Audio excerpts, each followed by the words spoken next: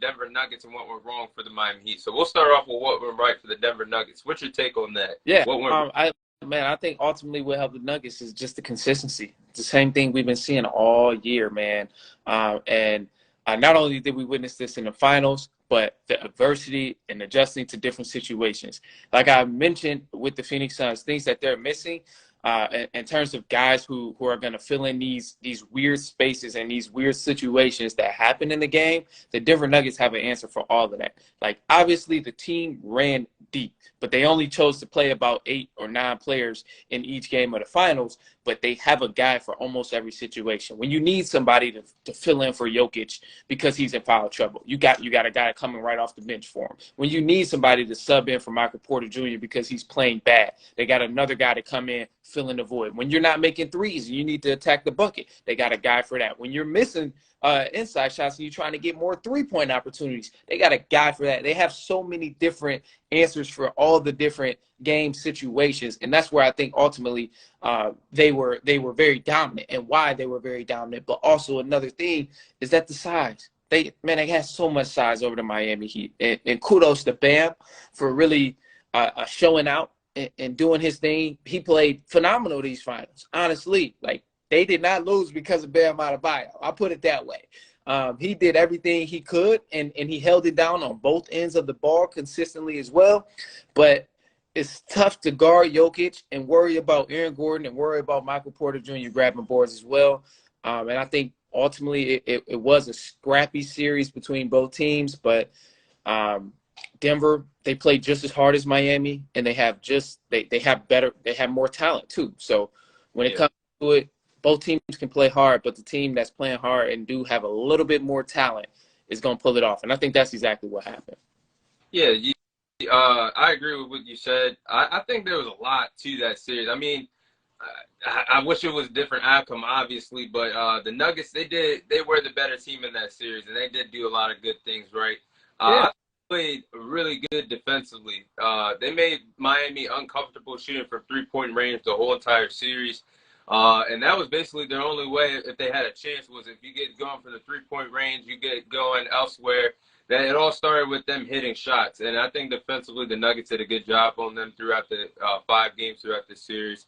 I thought the duo, I don't know about you, but I think right now that's the best duo in basketball. Jamal Murray and Nikola Jokic, man.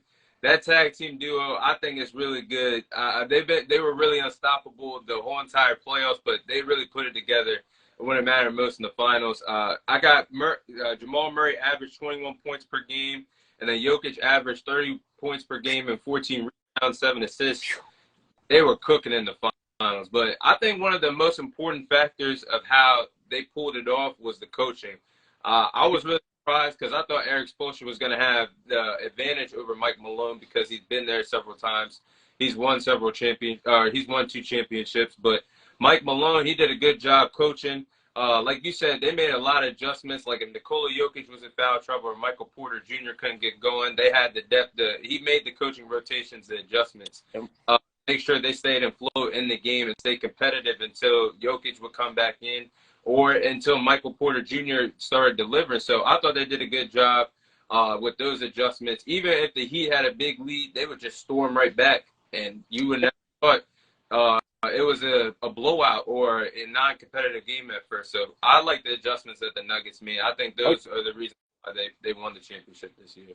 Oh, yeah. I think the defensive end, too, was a huge thing and a huge reason of why we've seen Denver dominate, too, because, man, as I've been saying all year, their defense is underrated. It's very underrated. Jokic, his defense is underrated. We might not see the same type of thing when we compare him to a Joel Embiid, how we see Joel Embiid block a lot of shots. And he's like all around the paint, flying court or baseline or sideline to sideline, all of that type of stuff. We might not see that type of defense from Jokic, but the man plays defense, and they play great team defense as well. And I think that's something that was underrated with the Denver Nuggets for sure. Yeah, I think that's true as well. So what do you think went wrong for the Miami Heat during this series?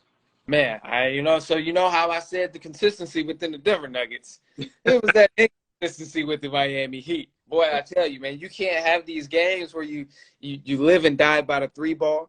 That was something that hurt them, man. I mean, and kudos to Denver for playing good defense. But there was some times where there were games where they weren't even playing good defense. It just so happened the Miami Heat was missing.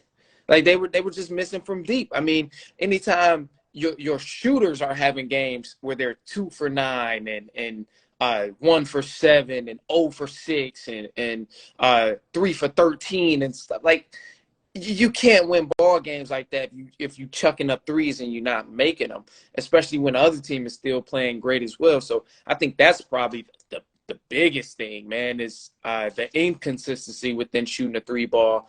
And ultimately, too, man, getting the stops against the Denver Nuggets as well, man, because, like I said, they're a great team. They're a great team. They got answer for everything. They got many different styles they can play.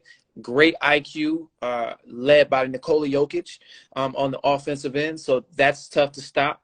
And also, too, transition defense. That's tough to stop when you have a center who can grab a rebound and go coast to coast. Mm-hmm. And even if he's going to go coast to coast for a layup or go coast to coast and kick it to somebody else, like that's special for a center. That's special for a center. So, but mainly going back to Miami, I would say just the inconsistency with that shooting the three ball, man. And also, too, I want to blame Jimmy Butler for something because he's the star on this team, so he deserves to get slandered a little bit.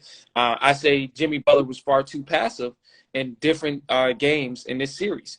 There was times where Jimmy Butler was not aggressive when he should have been way more aggressive come second half or even just to start the game. We didn't really see him become as aggressive to start the game until toward the elimination games, pretty much toward game 4 and game 5. That was when we started seeing Jimmy Butler much more aggressive.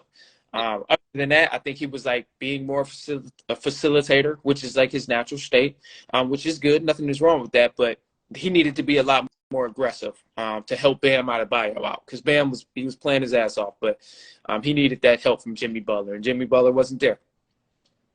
Yeah, I agree with that. A lot of things you said. Starting off with the shooting, like you said, sometimes Denver Nuggets wouldn't be covering defensively, like covering them strapped down defensively. It was just based off players not hitting their shots.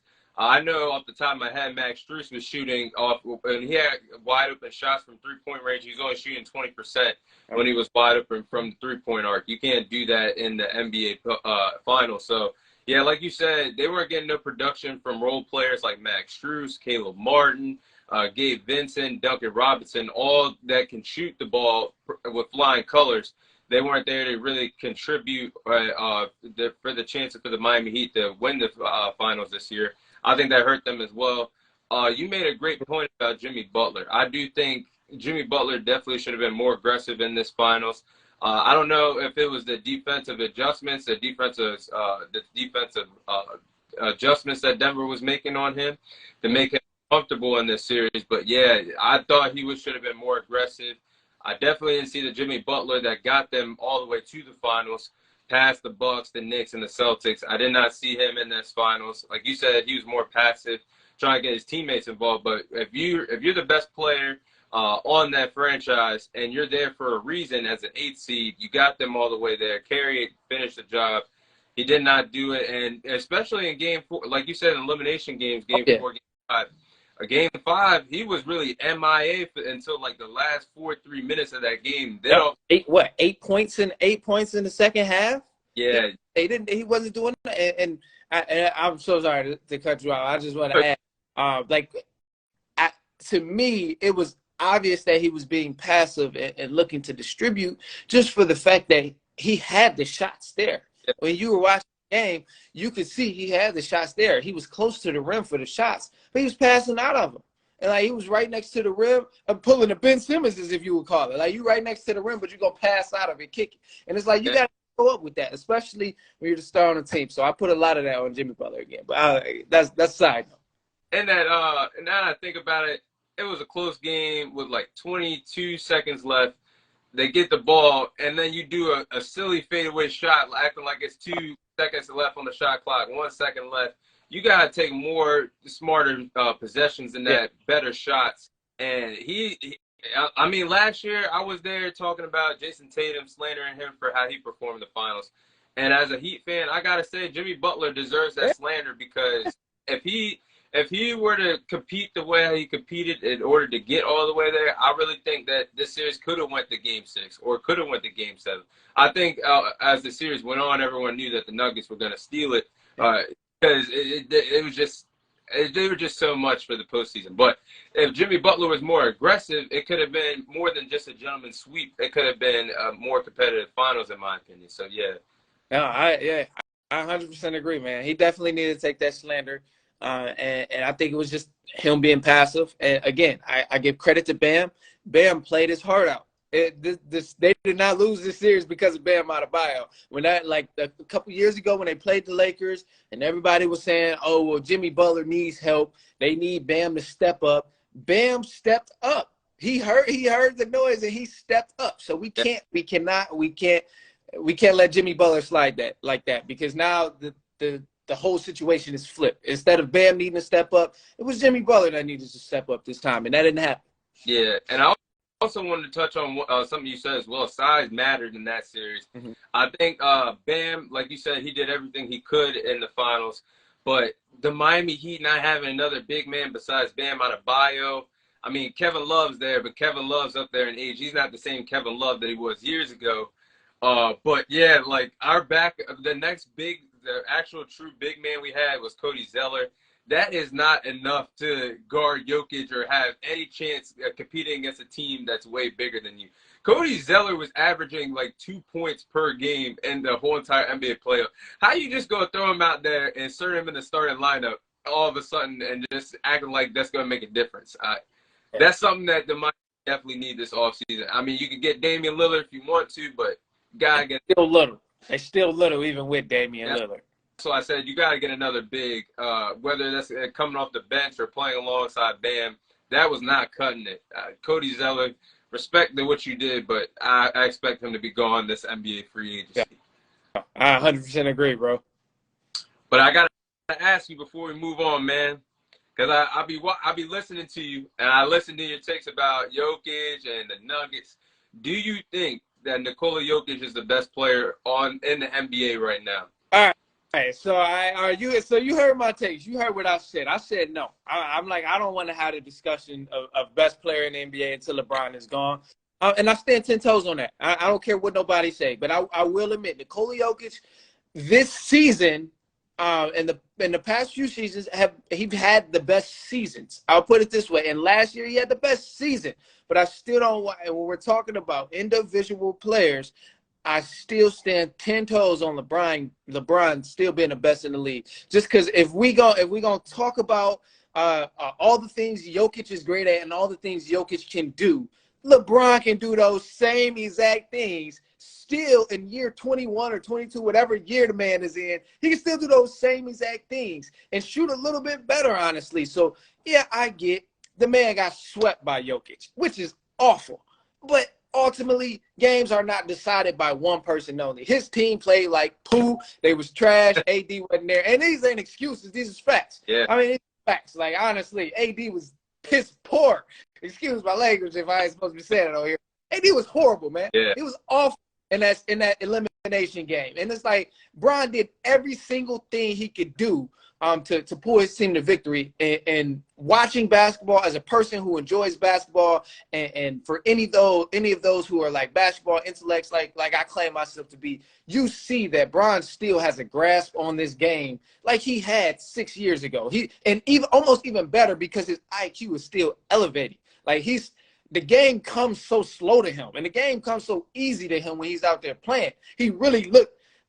I've always hated this. I've always hated that they call LeBron King James, especially since he was young, 18 in the league. Yeah. But damn it, the man really looked like a king playing against peasants, like from the way he see the game. Like it's insane. So to me, yes, Jokic, great player, definitely a top 5, top 10 player in the league. I'm willing to listen to all those conversations, but I cannot sit here and say he got LeBron beat is the best player in the league until LeBron is gone. Now, once LeBron start getting rusty, like where he can't really have these big nights and these big games and stuff, then we got that conversation. But I think as of now, going off last season, LeBron still looked great, man. He still looked great, and it's hard for me to pass the torch this soon. Yeah, I agree with what you said. I think the Nikola Jokic conversation it might be inching a little bit closer to him having that top spot, but I don't think he's got it yet. I need to see if he gives an encore next year of everything he did. It might be a conversation. But I do agree with what you said. I do think that the way how LeBron plays, he still is the best player in the league. I honestly think like this year he had a better supporting cast, but last year he was doing pretty good last year, and if he had a better team around him, maybe the team that he had this year, like in the second half, he might have truly been in the MVP conversation with the likes of Jokic and Embiid and Giannis last year, and maybe in the discussion this year because he still can score. He can still see the court, like you said. His basketball IQ has not gone anywhere. He can still pass.